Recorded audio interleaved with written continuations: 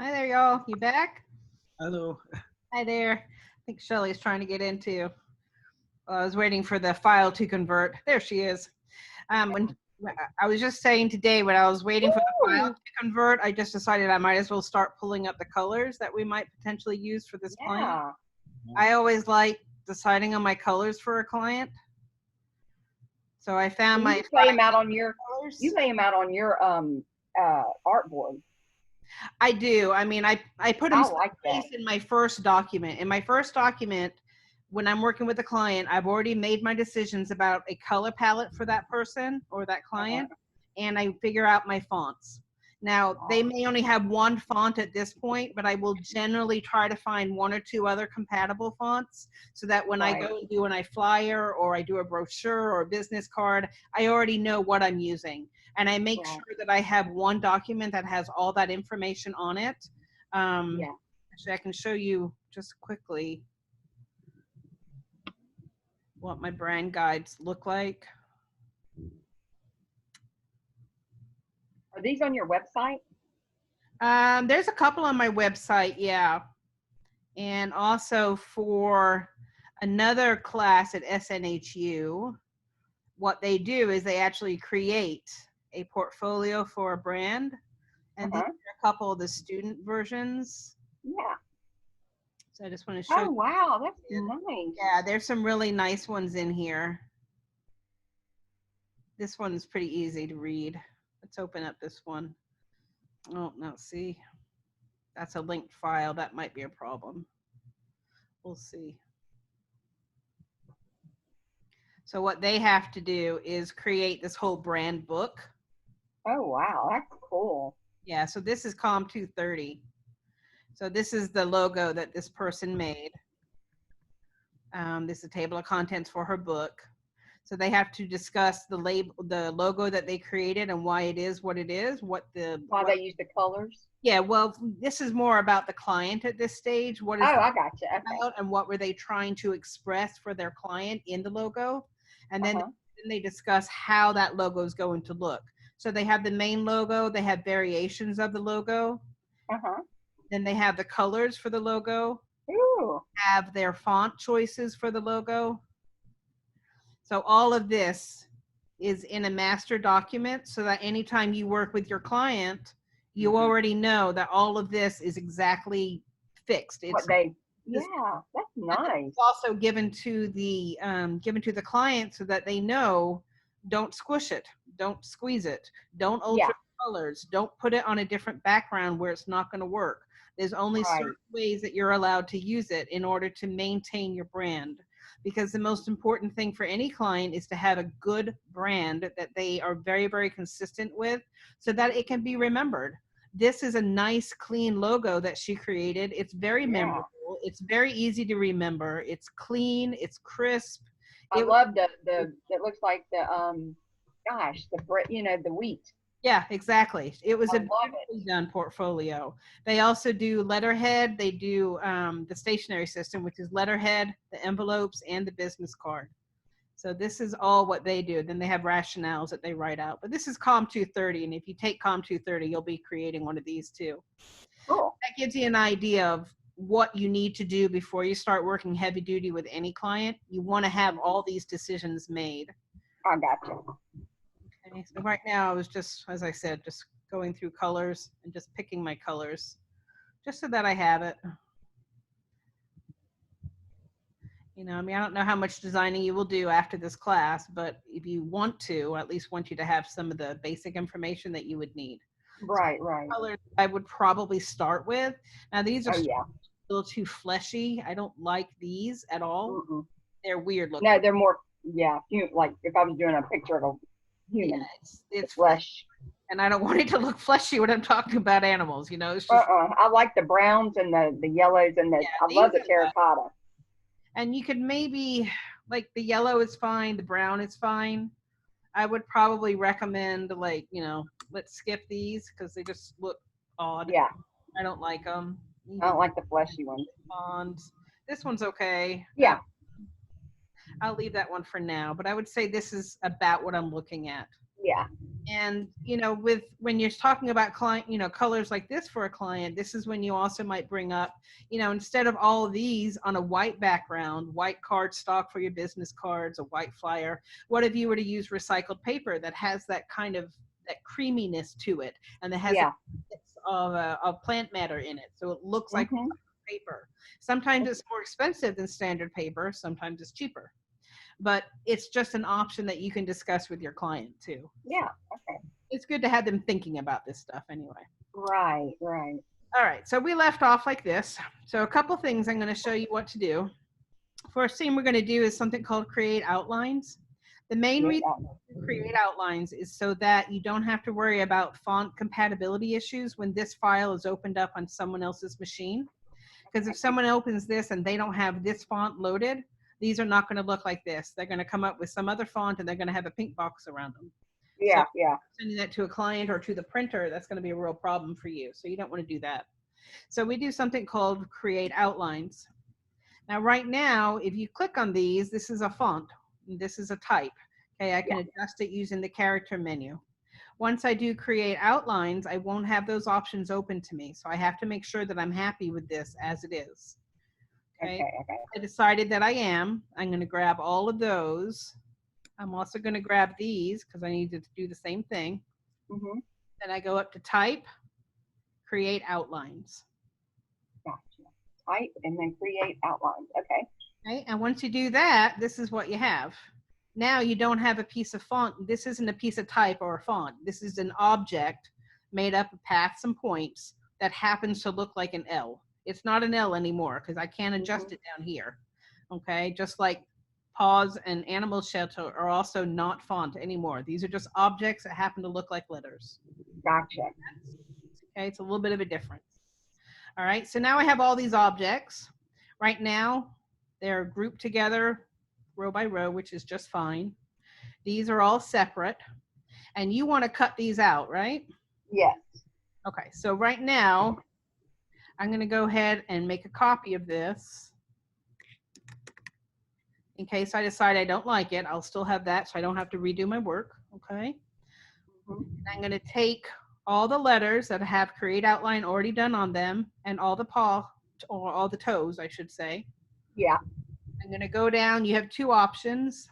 This is the one that I tell people to start with, but since you're simply cutting these out, Yeah. this one, which is called exclude, and it's kind of like a cookie cutter effect. Okay. Okay, so when I click on this, it simply cuts through. It changes the color because the letters were on top of the black footprints, and that's the color that I had on the letters, okay? But basically, this is now an object with the letters cut out of them. Is that what you were after? That's it. That's it. All right. So that's pretty much how you do that. So Now I'm not so sure though because it's a white background. well, that is something you need to consider, but let's just polish this up and then you can decide if Okay. you like it or not, okay? Okay. I'm gonna push these up a little bit. Same thing as on Dave's. I'm looking at my spacing and I'm trying to match it with these guys. So I'm Oh, gonna okay. get a tiny bit tighter. This one also a little bit tighter. I tend to eyeball stuff a lot. I've gotten fairly good at it over the years. If you're not comfortable eyeballing it, there's a few different ways. You can certainly use the grid. You can draw yourself a little box and use that between your objects, just temporarily. There's a lot of different ways you can do it. But I think I'm pretty satisfied with that. I'm Yeah. going to make sure that these are all grouped together. These are So all you're separate. not putting them in layers, are you? I'm not. Right now, this is a single layer document, but I'm going to select all of that, and I'm just going to make sure that everything is centered. I want it nice and clean. It's just, again, it's Okay. the stickiness that comes through. This is just who I am. Oh, Okay? yeah, me too. That looks good. I'm going to make it a little smaller. And you have a couple things you can kind of do just to test it. These are like testing mechanisms. Mhm.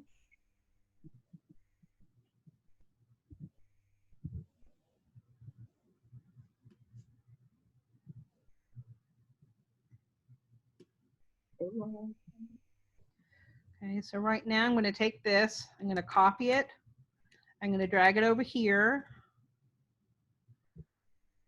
make sure it's centered. Uh-huh. Then I'm going to have that selected and this selected. I'm going to go back to Pathfinder again, and I'm going to cut it out. Oh yeah. Now I have it inverse of it. Oh, I love it. Okay, so this is an option for my logo. This is another option for my logo. These are both monochrome. This also will be monochrome, but the difference is that this will have monochrome with the orange. Gotcha. So I can pick this to be whatever color I want it to be. It'll be that and the Okay. background. And keep in mind what I said earlier. I know it's a simple logo, and I'm like you said though, it's very. That's my mind. That I just didn't know how to do all the lettering inside, and because these Now you know how, so you can kind of play with it. shape models, I know now. Okay, yeah. Oh, the different colors, I love it.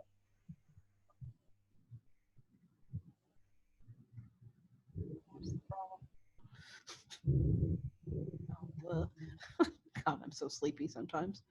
Hello. Okay. Guide. Go to that pale color. Ooh, I like that last one. That one's pretty. Okay, but you see how a warmer background makes a difference for this logo. Yes. Some Yes. logos you want on a nice, crisp, clean background. Dave's would not look good on this kind of creamy color. It just wouldn't. Right. This one suits because of the colors you're using and this kind of homey feel to the letters, almost hand drawn, but not quite. So these are a couple options for you. I'm going to go ahead and lock that layer just so I don't keep messing with it. Right.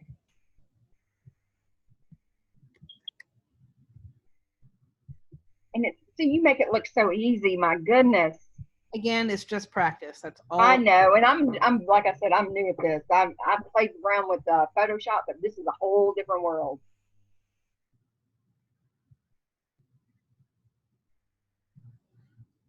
Probably do all of it like that. Ooh.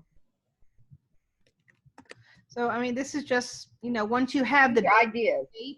Once you have your basic black and white logo and you know that it inverts correctly in case you decide you wanted this look, then you can start playing with your colors and you start playing with putting it on a box or not putting it on a box, or maybe instead of the hard cornered box, if you decide you wanted to use this, in fact I'm going to do it on this one instead. How would it look if we put, so what I'm going to try to do is put the word pause into this part right here. Into the center. Yeah, the bottom part. I think you could probably do that too. Yeah. But that's what I want to, I want to play with it and see how to. Yeah. But that is exactly, that's, I just knew I couldn't do it by myself. I had to have direction. You could do it. Just take you a little while, but you could do it.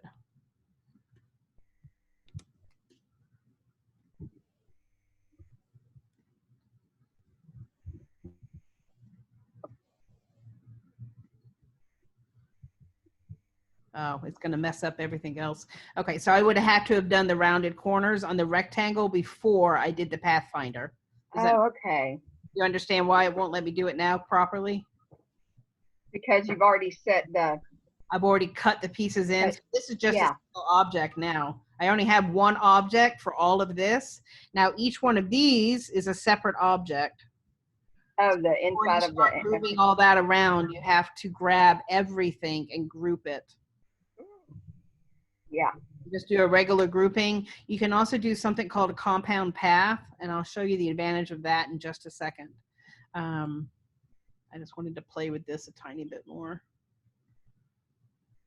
I like that.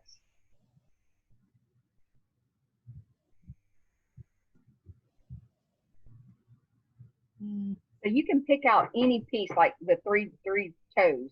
You can pick that out and change it up, and then see, I don't like that though. Yeah. I want the font to be the strongest part. I Yeah. want them to get the illustration, but more importantly, I want them to definitely be able to read this. So I want this to be darker than this. So Gotcha. Yeah. you know, this is just something you can play with. But I do want to show you this though. So here, let me just expand the artboard a bit.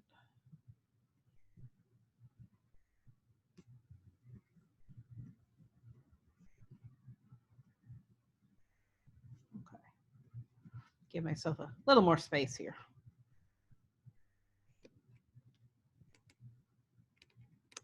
Okay. So these are just some variations. So now this one currently is a single object. So I can click on any color I want and it changes it, even green. That's a single. Okay. Okay, so it's just a single object. Gotcha. So I can copy that. And this isn't something I'd recommend for this particular logo because it doesn't, the style isn't really matching, but I just want you to technique. So right now, this is a single grouped object. And if I went down into my gradients, actually, you know what I'm going to do instead is go to my library and go into gradients, earth tones, maybe. There we go. Those. Ooh. Okay. Now, like I said, this logo doesn't really speak well or work well. No, it doesn't. Variations, but I do want you to know that they're out there for other projects. And you can always do something like that. Okay, but yeah, how the gradient is, it starts over in these letters right now. okay. And in each of these little pieces, it started over. So it's an individual gradient in each one of these pieces. Okay.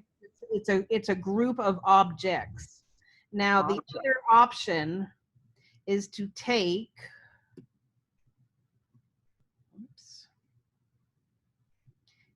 this, which this is a grouped object, but instead make it a compound path. Now I can apply the exact same gradient to it. Change it to 90 again. And now do you see how, I can move some stuff out of the way.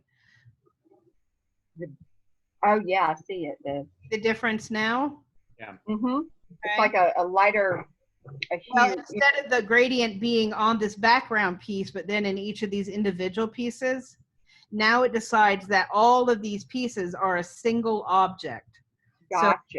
So now the gradient is applied as a single object to the entire piece. I got it. Okay. So this is with compound path. Okay, and that's what I was trying to do. Whenever I didn't realize that you had to have a compound path to connect letters to. Depends on how you're doing it, but sometimes, yeah. When I was trying to do that momentum thing, I did figure out how to get it where I could write out the word momentum, but I couldn't get it projected the way I wanted it. Huh, okay. I don't know. Without seeing what you were doing, it's kind of hard to say how to change. Yeah, I'm going to send it to you. Okay, no problem. All right. What else can we do with this? Just for grins. You know, we could also take this compound path. We can go back to a solid color. That'll work for now. You could come up and you could maybe add an effect. Maybe. Again, I don't know if any of these would really work for this particular logo. I don't know. I probably would not suggest these.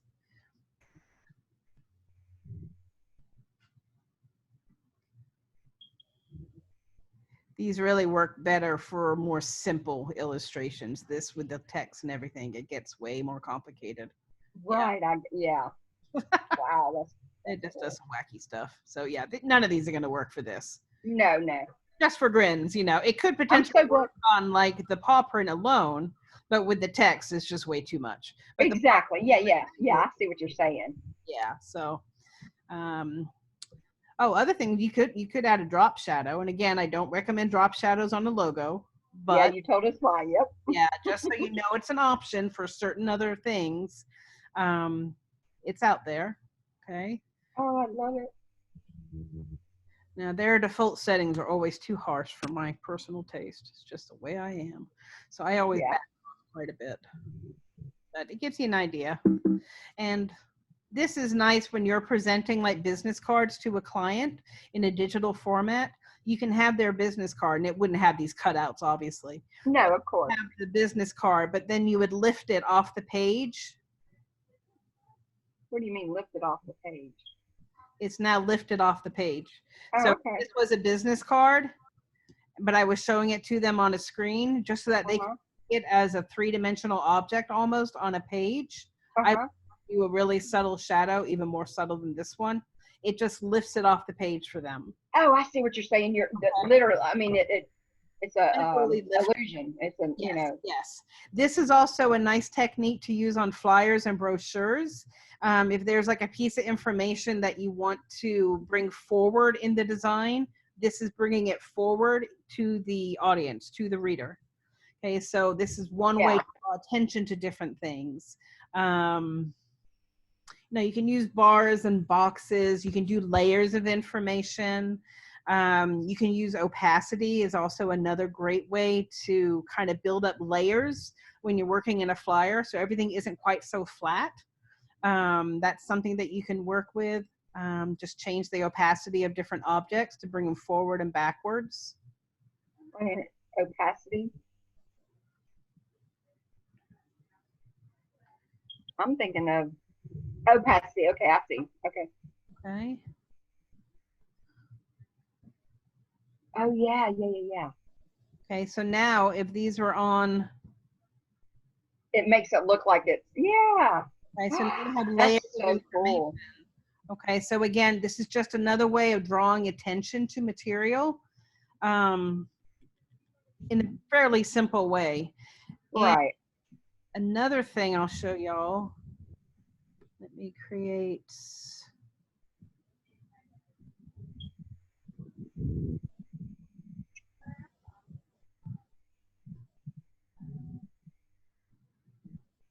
Move that. Oh, hi, puppy dog. Nice to see you too, Sunshine. Okay, so now right now, if you guys were using, say, this as the logo. Okay, and this was all that you were doing, this would be a single color design. Okay, it has one single color, and that's because it's a single color on whatever the background is. Gotcha. Now, something you need to keep in mind is that a single color design is not as limiting as you might think it is. That single color design, and this is really handy if you're trying to keep kind of economical for a client, know that this is an option. Now you can design everything else in single color by using tints and shades of that same color. Gotcha. Okay, so this is the base color, but then you have a couple variations to work with. And I use this a lot. Okay, so now you have 3 different colors, but it's still a single color design. I think I showed you guys the cards I was working on last week. Yeah. And that's all I did for her. Yeah. Okay. You just looked at the clouds. That's to find depth. That's what I was trying to do on my one of my assignments. I wanted to put the clouds where it looked like they were depth, and what I should have done is did the opacity on them. Yeah, all I did on that was I used opacity. I can find them. There they are. Okay, so this is one, it's 25%. This one is 100. These are probably all 100. Yeah. But I did one of the background, and these lines, these arcs, were just another little detail I wanted to include. They're also, oh, they might be 100%. Yeah, those are. But you can use opacity, and you can use tints and shades of colors. So I can use all of these greens to create something, and it's still a single color design. Gotcha. Okay, so that's why I use it a lot when I'm trying to either simplify the look of something or to give it a uniqueness. I like that. You know, I mean, these shades of blue, they also come in handy for not having any racial issues that come up. These are shades like people are blue. I don't have to worry about being inclusive or not inclusive or anything like that. So it's another handy technique for that, because I don't want to. Yes, I like that. But I also want to make sure that it speaks to different people. So this way you can speak to anybody because they're blue. So who cares? Exactly. All right. So it's just another kind of shortcut that you learn as you go. Let's see here. What else can I show either one of y'all? I I'm don't know. thinking, I'm feeling a little overwhelmed right now. Is there anything else that you're trying to do on the flyer or the brochure or business card, whatever it is y'all are doing? Well, not specifically, because like I said, I've done some sketches, but I don't know where I'm gonna take my flyer, because I think I'm gonna go Okay. for a flyer. All right, well, keep trying. No. Remember, you can use Canva for creating your flyers if you want to. You don't have to do Adobe. I would love to see some people try Adobe InDesign and Photoshop and Illustrator to do their flyers and their web banners and all that. But I totally understand if you guys want to play with other software too. It's good to know multiple software.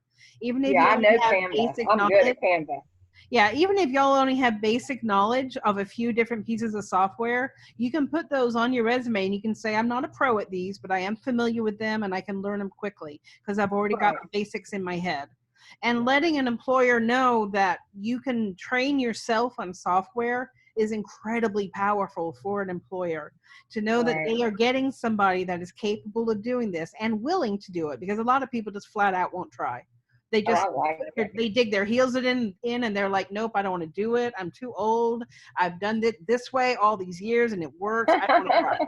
You know, I mean, there's all kinds of different reasons that I hear, even from students. Yeah. But they also take those out into the workplace. So for an employer to see that you're willing to try something new and that you can make it work, and it may not be perfect at first, but you make it work and you work until you get it there, that's really powerful for an employer to know. So when you guys are working on these final projects, I really encourage you to think about perhaps putting this into a career portfolio so that you can show an employer. I took one class in this. We learned 3 pieces of software. You guys are doing Illustrator, Photoshop, and InDesign. Those are all industry standards.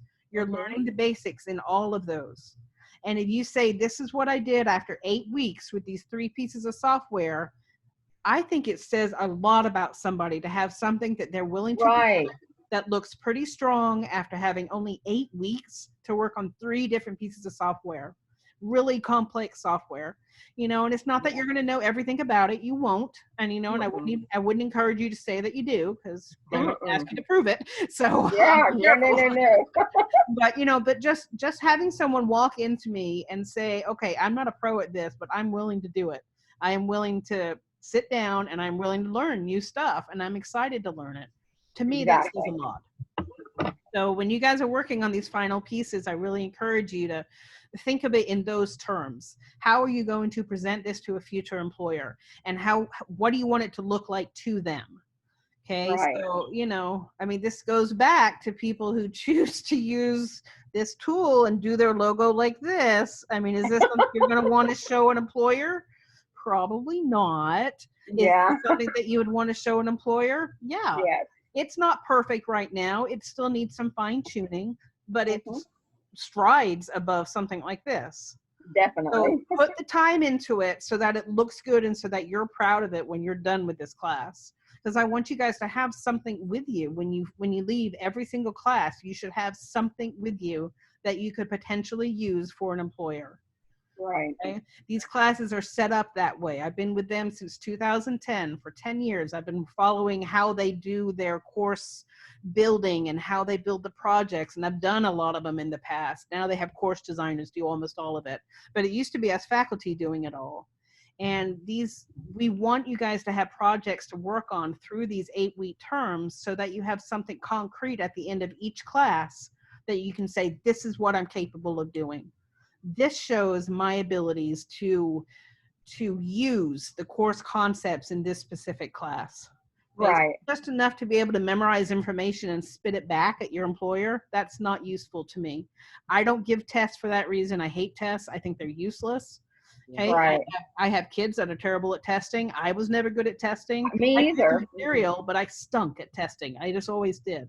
But you give me a project where I can demonstrate what I know, that's where I shine. And I think that's where a lot of visual people do shine.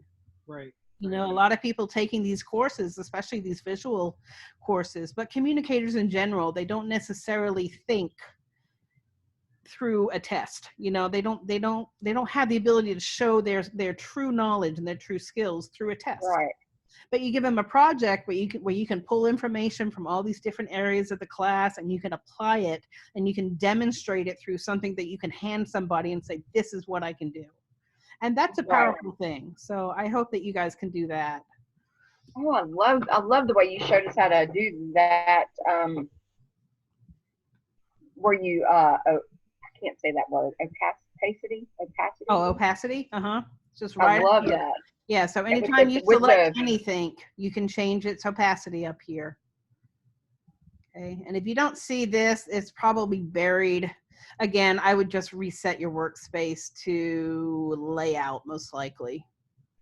Yeah, layout is still there. It changes a few things, but layout is always kind of my go-to. If I've lost something and I can't find it for nothing, and I know it's in another place, I'll go to layout and find it. But now I have my own workspaces that I generally tend to customize. So that's just what I like working with. Wow. All Wait, right. where was layout again? Because I feel like I've transformed my workspace and now everything's all over the place. Window. Me too. I do the same thing. Okay, right here. Oh, okay. Under window, workspace, layout. And if you want to set it up just how you like it, if you're like me and you want these things open, go ahead and set up your page exactly how you like it with whatever you want, wherever you want it. And then you can go to window, workspace, new workspace, and you can title it whatever you want. Dave's logo space or Shelly's print layout, whatever the case is. Yeah. And just click on OK, and it will be saved there for you. So anytime you mess up, you can go back to it really easy. Okay. So yeah, that's a nice one. You can also reset whatever one you're working on too. So if you've got yourself out of sorts and you can't find it, you can just reset your current workspace. That will also get a lot of stuff back. But if you want to customize it first, I would really recommend doing that. Great. You always got your search bar up here. Remember, Adobe has a YouTube channel, which is super awesome. Right. So make use of that. Who knew it? There's tons of resources in there for all the software that you guys are using the rest of this term. This will be my last Zoom meeting, so I won't do one for Photoshop or InDesign because the work that you guys have to do for those are pretty minimal. And the demos for Photoshop especially are pretty strong. So I think you guys will be okay with that. It's Illustrator that usually messes people up the most. And it's also the most important one for getting your logo done. So once you have a strong logo, then everything else should fall in place pretty well. Okay. What else? Oh, this is kind of a nice little tool. Sometimes it helps to see what your layers are, or if you have extraneous objects or anything in there. So sometimes you might want to go under view and go to outline view. Oh, I've done that, and I'm like, oh. Yeah, now you don't know what you did, right? But this is really good for seeing. It's especially good for multi-layered objects. You can see if you have like extraneous stuff.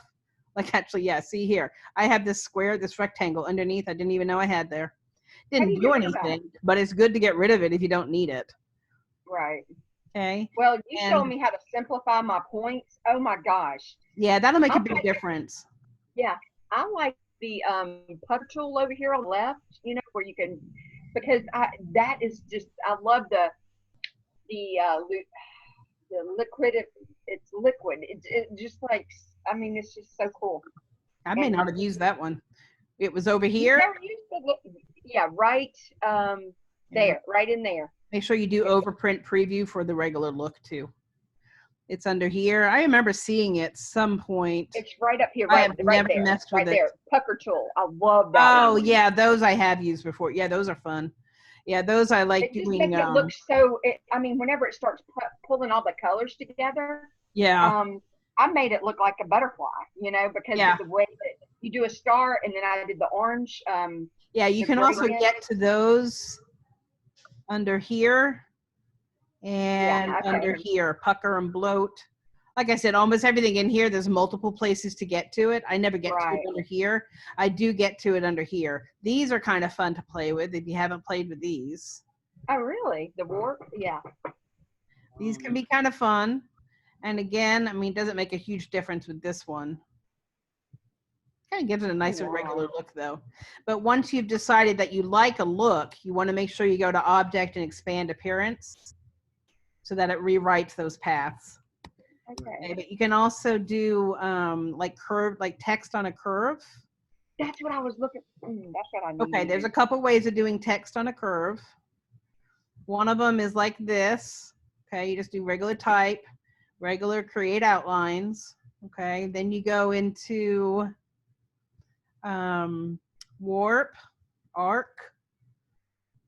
Oh yeah. Okay, so you can do this if that's kind of one of the looks you want. Inflate, that doesn't look so great. This one. Oh yeah. Okay, so these are some Yeah, options that's it. for you. Okay. Yeah. You can also do text on a path, which is kind of nifty. I learned that one. Did you? All right. What's this? Oh, like that? Okay, let me draw a path. So that's what it meant whenever it said you have to have. Yeah, if you draw a path and you select a path, and then you can do type on a path, and then you click on your path, and it does your type on there. Wow. Wow. Okay. Oh my gosh, you just taught me something that I was trying to look hours.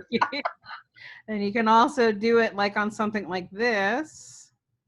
I know I'm going fast, y'all, but you know. Oh no, go ahead. Yeah. Oh yeah, I did that one. All right, so this is another option, and this is kind of a tricky one because you have to adjust. You have to get in here and adjust. Mm-hmm. It can That's be hard kind of to tricky do. to grab these little things, but you can grab them. You just have to get used to it. You just enlarge it. Okay, thank you, because I couldn't Yeah. figure out how to grab them. And this one also will go inside or outside. Oh, it revert. Oh. Okay. So all these little lines, which you barely even see, they're actually important. But they are hard to see. But so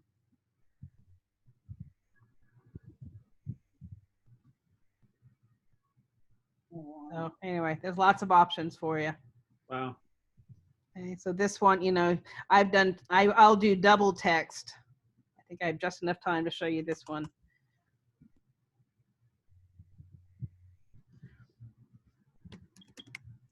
Okay, so I do 2.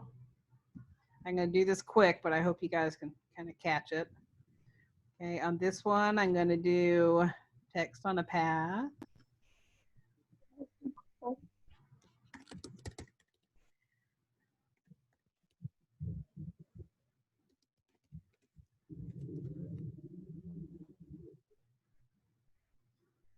Actually, this one, I'm going to go ahead and center it.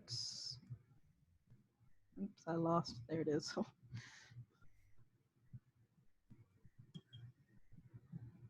Gotta find those lines. Whoops, I just dragged that out. Come here. Yeah, I know. I'm trying to hurry. I'm gonna mess myself up. Ah. Come here, you. Why can I not grab these? I'm trying to hurry, that's why. I know. You want us to see it, that's why. Yeah, there it is. All right. Oh, I love it. Okay, so I got Granny's Homemade Jam. Right. Now I can lift that off here. Come here.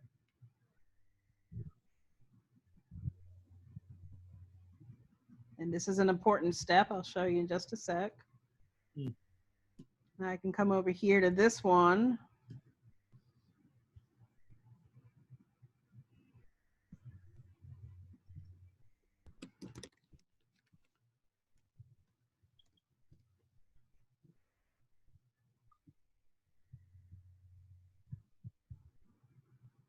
Whoops, don't do that.